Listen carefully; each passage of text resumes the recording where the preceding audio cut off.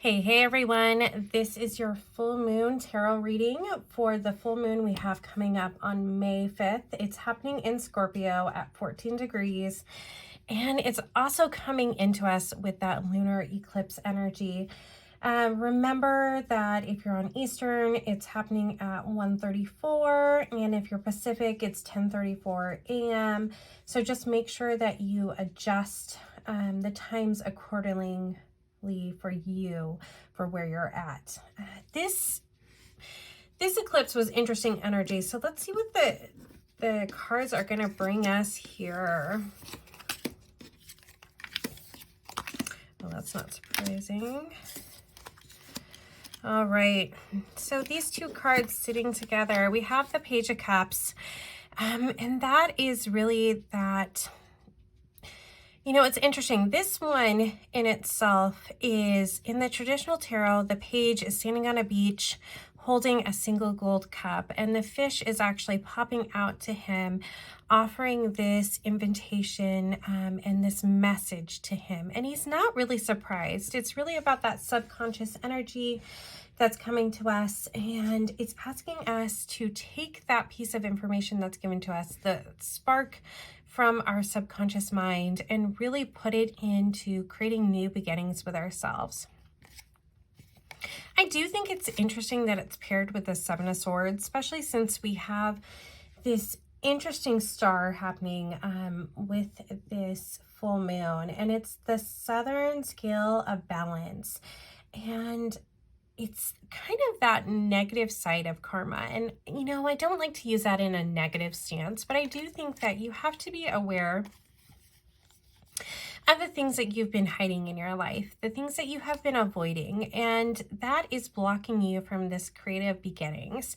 So just be aware that, you know, if you're really resisting, if you're really blocking yourself, if you're hiding yourself away, if you're not being true to yourself, then, you know, this page energy can really be blocked, and you don't want to do that with this energy. The interesting thing here is we have it paired with the Three of Pentacles as well as the Death card, and that is all about our work energy. And then death is not a bad thing. Death is beautiful.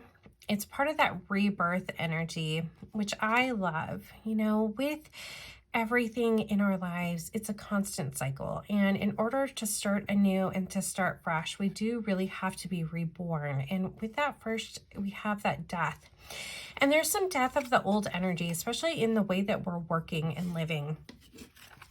We want to bring out this creative beginnings with the Page of Cups energies, and really work through the things in our lives, the processes that we do, you know, why you stay in jobs or careers, and why you're not making leaps, I think are going to come out in this. And it's really going to ask us to take the Taurus energy that we have of the sun, so that's our very much our here we are standing in this world lives, and really ask ourselves, is that what really our subconscious mind wants for us? Is that where we really want to bring ourselves? And in order to make that transition in the lives here, we have to take what our subconscious mind is telling us to do, and then really clear a path for it to be brought into our current physical world. And that is that rebirth path here.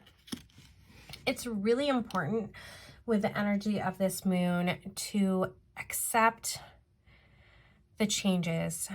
We don't want to resist it. It's all about the new cycle coming into our lives. It's all about realizing the emotions that we have tied to us that really are holding us back from that creative path.